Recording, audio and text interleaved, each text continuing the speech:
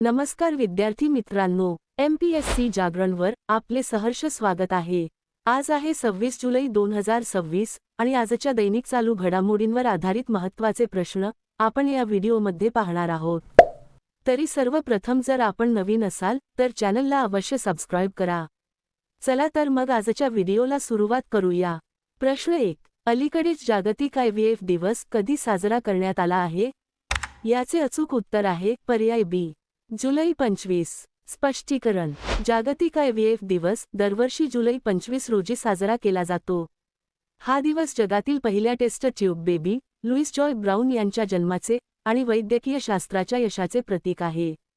25 जुलै 1978 रोजी इंग्लंडमध्ये जगातील पहिली IVF शिशू लुईस ब्राउन यांचा जन्म झाला होता। प्रश्न 2, अलीकडेच भारताचा पहिला 100 मेगावॅट व्हॅनेडियम फ्लो बॅटरी प्रकल्प कोणत्या राज्यात स्थापन केला जाईल? याचे अचूक उत्तर आहे पर्याय सी, गुजरात। स्पष्टीकरण: भारताचा पहिला 100 megawatt vanadium redox flow battery प्रकल्प गुजरात राज्यात स्थापन केला जाईल। हा प्रकल्प गुजरातच्या खावडा सोलर पार्कमध्ये उभारला जाईल। ही भारतातील पहिली गैर लिथियम ग्रिड स्केल बॅटरी ऊर्जा साठवणूक प्रणाली आहे, जी नवीकरणीय ऊर्जेची साठवणूक करण्यास आणि ग्रिड स्थिर ठेवण्यास मदत करेल। गुजरात राज्याची माहिती: राजधानी गांधीनगर, मुख्यमंत्री भूपेंद्रभाई पटेल, राज्यपाल आचार्य देवव्रत। आता पाहू गुजरातशी संबंधित इतर चालू घडामोडी। भारतीय ग्रे हॉर्नबिलचे यशस्वी प्रजनन गुजरातमध्ये नोंदवले गेले। नीती आयोगाच्या गुंतवणूक सुलभता सूचकांकात गुजरात अव्वल स्थानी राहिला। गुजरातच्या उंचा जिरे आणि उंचा बडीशेपला भौगोलिक संकेत टॅग मिळाला। गुजरात सरकारने पहिली डेटा सेंटर धोरण 2026 ते 29 लॉन्च केले। फलोत्पादनात बागकामात चांगल्या कामगिरीसाठी गुजरातला ॲग्रिकल्चर लीडरशिप अवॉर्ड मिळाला। गुजरात सरकारने ऑपरेशन सुरक्षित सायबरस्पेस सुरू केले। गुजरात सरकारने अग्निवीरांना सरकारी विभागांमधील वर्ग 3 च्या पदांवर थेट भरतीमध्ये 20% आरक्षण देण्याची घोषणा केली। प्रश्न 3, अलीकडेच 33वी आशियान प्रादेशिक मंच मंत्रिस्तरीय परिषद कुठे आयोजित करण्यात आली आहे? याचे अचूक उत्तर आहे पर्याय बी, मनिला। स्पष्टीकरण: 33वी आशियान प्रादेशिक मंच मंत्रिस्तरीय परिषद फिलिपिन्सची राजधानी मनिला येथे आयोजित करण्यात आली आहे। मुख्य विषय या बैठकीत सागरी सुरक्षा, दहशतवादाविरुद्ध शून्य सहिष्णुता आणि मनिला ॲक्शन प्लॅन 2026 ते 2036 स्वीकारण्यासारख्या महत्त्वाच्या मुद्द्यांवर चर्चा करण्यात आली। या बैठकीत भारताचे परराष्ट्र मंत्री डॉक्टर एस जयशंकर यांनी भाग घेतला। प्रश्न 4, अलीकडेच उच्च शिक्षण विभागाचे नवे सचिव म्हणून कोणाची नियुक्ती करण्यात आली आहे? याचे अचूक उत्तर आहे पर्याय सी, नरेश पाल गंगवार। स्पष्टीकरण: केंद्र सरकारने ज्येष्ठ IAS अधिकारी नरेश पाल गंगवार यांची शिक्षण मंत्रालयाच्या उच्च शिक्षण विभागाचे नवीन सचिव म्हणून नियुक्ती केली आहे। ते विनीत जोशी यांची जागा घेतील, ज्यांची प्रशासकीय फेरबदलांतर्गत पंचायती राज मंत्रालयाच्या सचिवपदी नियुक्ती करण्यात आली आहे। आता पाहू इतर महत्त्वाच्या नियुक्त्या। कॅबिनेटच्या नियुक्ती समितीने अनुराग जैन यांची नीती आयोगाचे मुख्य कार्यकारी अधिकारी म्हणून नियुक्ती करण्यास मंजुरी दिली। NMDCच्या संचालकपदी विवेक निशांत नाथ यांची नियुक्ती करण्यात आली। राष्ट्रीय अल्पसंख्याक आयोगाच्या अध्यक्षपदी हरजीत सिंग ग्रेवाल यांची नियुक्ती करण्यात आली। अफगाणिस्तानमधील संयुक्त राष्ट्र सहाय्य मिशनचे नवीन प्रमुख म्हणून रबाब फातिमा यांची नियुक्ती करण्यात आली। पृथ्वी विज्ञान मंत्रालयाचे नवे सचिव म्हणून डॉक्टर श्रीनिवास कुमार तुम्मला यांची नियुक्ती करण्यात आली। ICC गव्हर्नन्स रिव्ह्यू कमिटीचे अध्यक्ष म्हणून देवजीत सेक्या यांची नियुक्ती करण्यात आली। प्रश्न 5, अलीकडेच 23व्या राष्ट्रकुल खेळ 2026 कॉमनवेल्थ गेम्सचे उद्घाटन कुठे करण्यात आले आहे? याचे अचूक उत्तर आहे पर्याय डी, ग्लासगो। स्पष्टीकरण: 23व्या राष्ट्रकुल खेळांची सुरुवात स्कॉटलंडमधील ग्लासगो येथे जुलै 23 रोजी झाली असून ती 2 ऑगस्ट 2026 पर्यंत चालेल। यावेळी या खेळांमध्ये 74 देशांचे सुमारे 3000 खेळाडू 10 प्रमुख क्रीडा प्रकारांमध्ये भाग घेत आहेत। प्रश्न 6, अलीकडेच इंटरनॅशनल टाईप 1 डायबिटीस परिषद 2026 चे आयोजन कुठे केले जाईल? याचे अचूक उत्तर आहे पर्याय बी, जोधपूर। स्पष्टीकरण: अलीकडेच घोषित करण्यात आलेल्या इंटरनॅशनल टाईप 1 डायबिटीस परिषद 2026 चे आयोजन राजस्थानमधील जोधपूर शहरात केले जाईल। उद्देश: टाईप 1 मधुमेहाशी संबंधित उपचार, इन्सुलिनची उपलब्धता नवीन तंत्रज्ञान आणि सुधारित आरोग्य धोरणांवर चर्चा करणे. प्रश्न 7.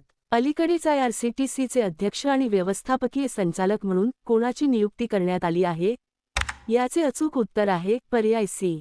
राहुल हिमालयन. स्पष्टीकरण. अलीकडेच रेल्वे मंत्रालयाने राहुल हिमालयन यांच्याकडे Indian railway catering and tourism कॉर्पोरेशनच्या अध्यक्ष आणि व्यवस्थापकीय संचालक पदाचा अतिरिक्त कार्यभार सोपवला आहे.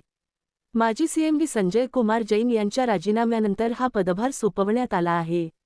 प्रश्न 8. अलीकडेच निरोगी खाण्याच्या सवयींना प्रोत्साहन देण्यासाठी प्रकृती कॅफेचे उद्घाटन कुठे करण्यात आले आहे? याचे अचूक उत्तर आहे पर्याय सी. नवी दिल्ली. स्पष्टीकरण. निरोगी खाण्याच्या सवयी आणि आयुष आहारला प्रोत्साहन देण्यासाठी अलीकडेच आयुष भवन, नवी दिल्ली येथे प्रकृती कॅफेचे उद्घाटन करण्यात आले आहे.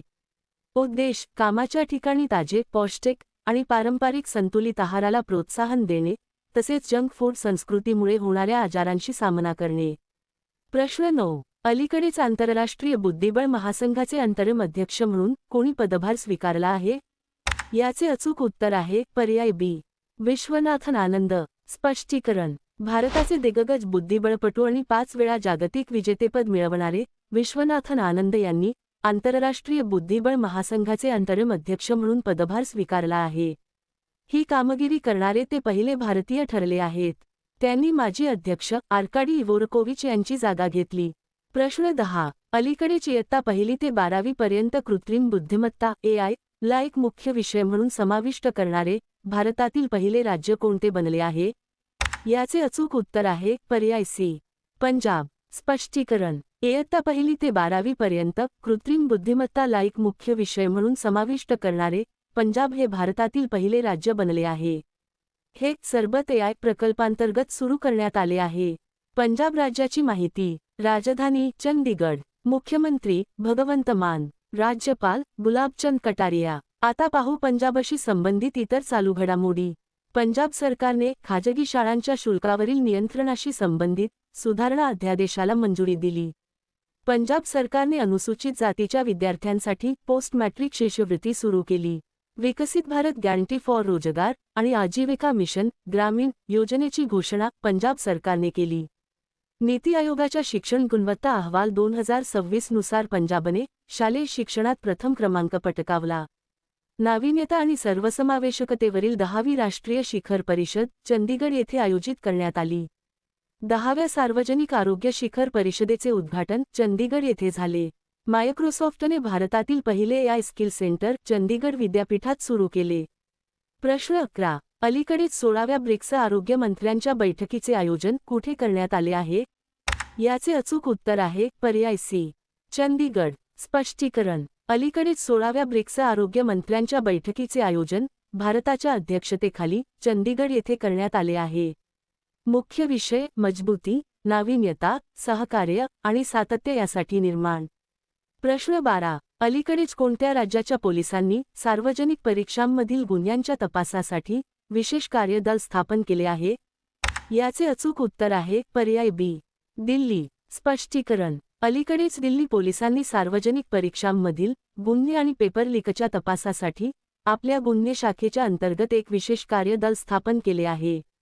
नेतृत्व. या विशेष कार्यदल युनिटचे नेतृत्व गुन्हे शाखेच्या पोलीस उपायुक्त दर्जाचे अधिकारी करतील.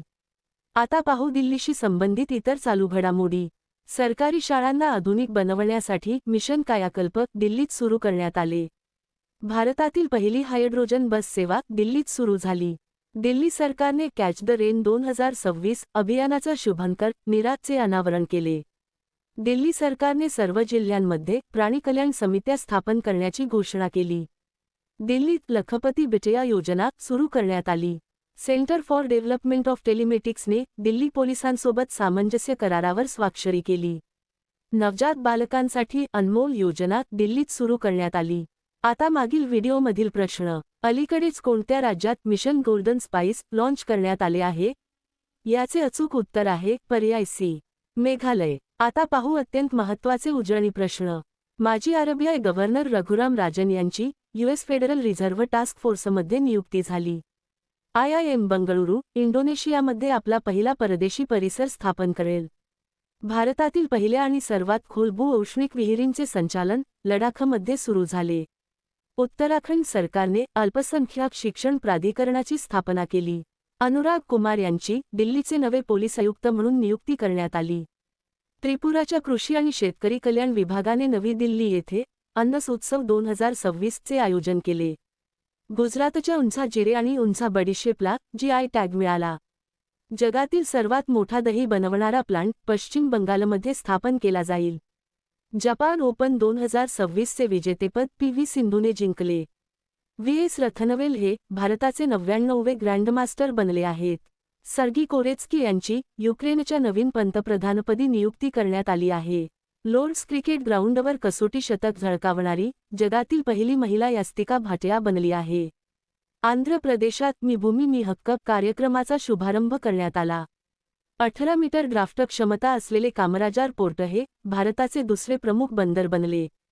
IIT मंडीने देशातील सर्वात मोठी लँडस्लाइड वॉर्निंग सिस्टीम दरड कोसळण्याची पूर्वसूचना देणारी प्रणाली तयार केली.